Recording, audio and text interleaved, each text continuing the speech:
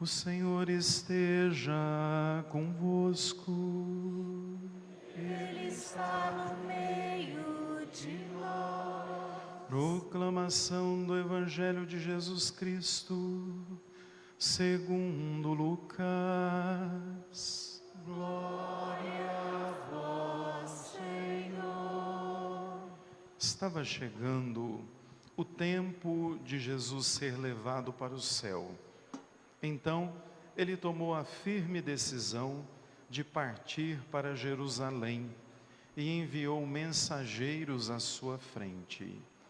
Estes puseram-se a caminho e entraram num povoado de samaritanos para preparar hospedagem para Jesus.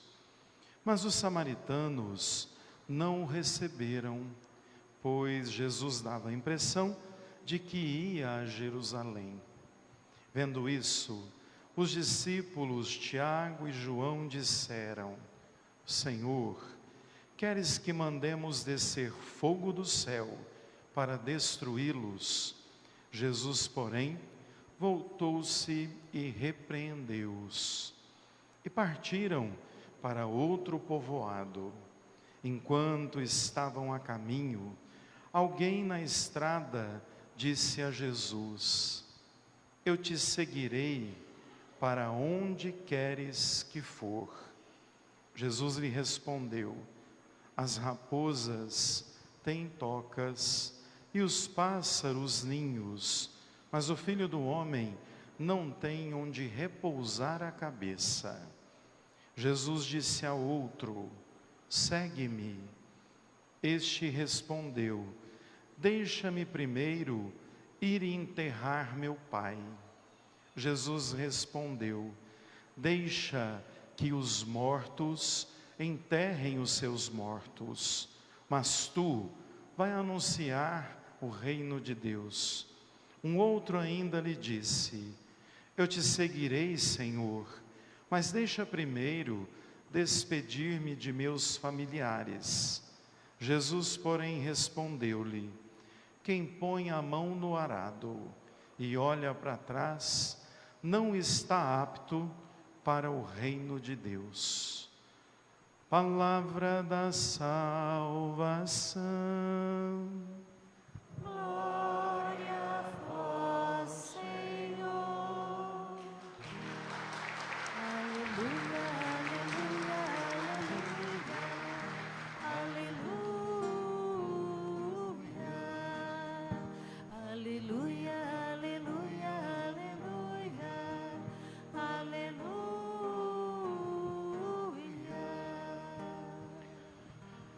Meus irmãos e minhas irmãs, estamos celebrando a liturgia do 13º domingo do tempo comum. Vejam que essa liturgia, ela faz comunhão com o evangelho que ouvimos no domingo passado.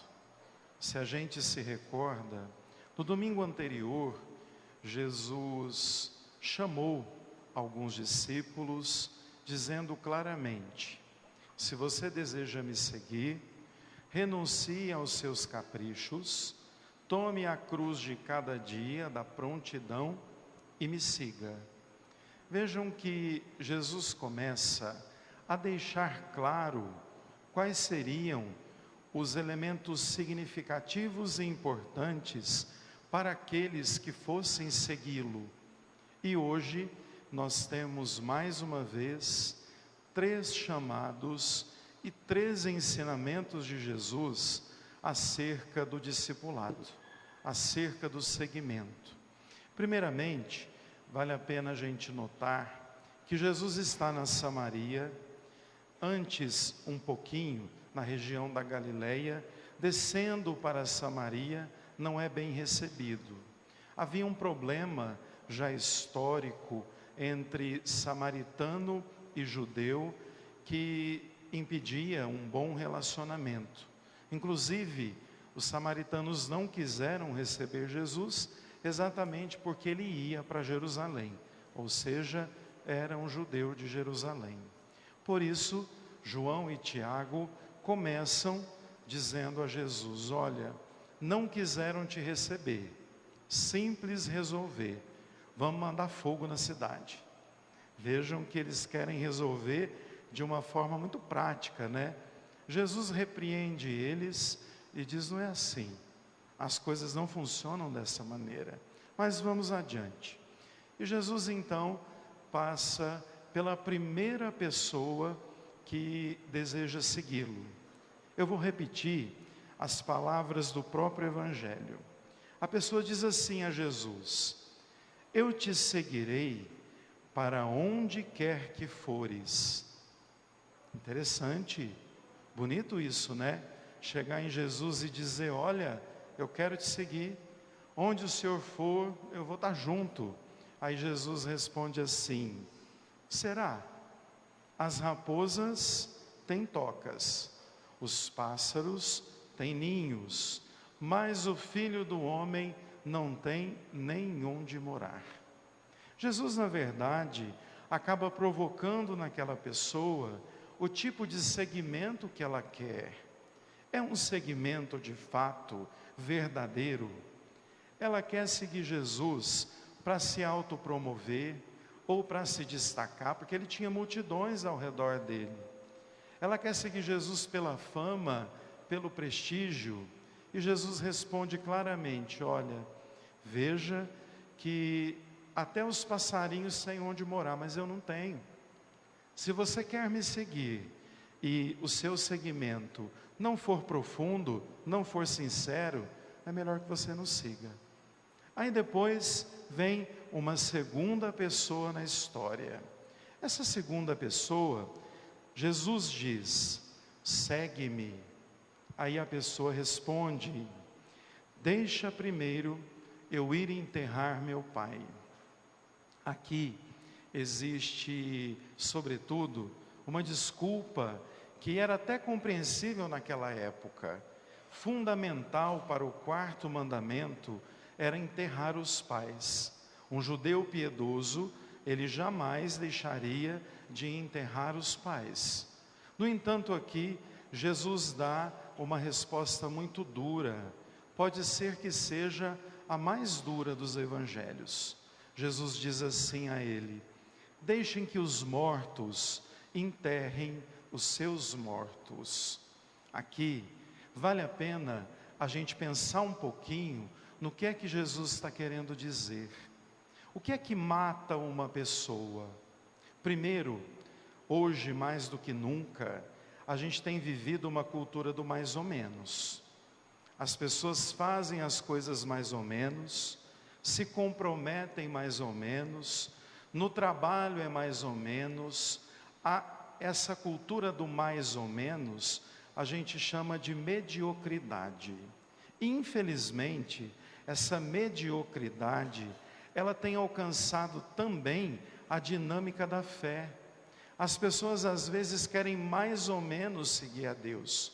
Elas seguem quando interessa, elas seguem quando elas concordam, elas seguem quando não são questionadas.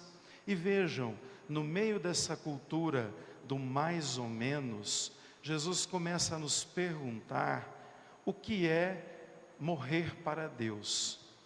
Na segunda leitura, nós ouvimos Paulo dizendo sobre a liberdade. Ele fala que a liberdade não é para a gente usar com desculpas, dizendo que a gente pode tudo. Inclusive ele diz que quando a gente acaba chegando ao nível de se morder, se destruir, é sinal de que a nossa liberdade não é mediada por Deus. Então, o que é um morto enterrando o morto?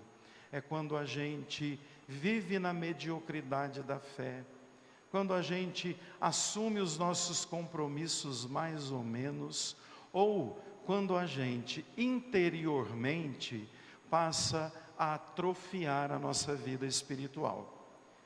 Exemplo simples, o Papa Francisco, há um tempo atrás, ele dizia assim: se tirássemos um raio-x espiritual do coração de muita gente, o que acharia de gente morta ali seria uma coisa incrível.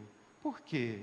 Porque muitas vezes o nosso ressentimento, o nosso ódio, o nosso rancor, as nossas invejas, desejo de vingança, tudo isso, mentira, fofoca do outro, tudo isso é matar o outro dentro de nós. E esses sentimentos vão ocupando dentro de nós espaço de sentimentos bons.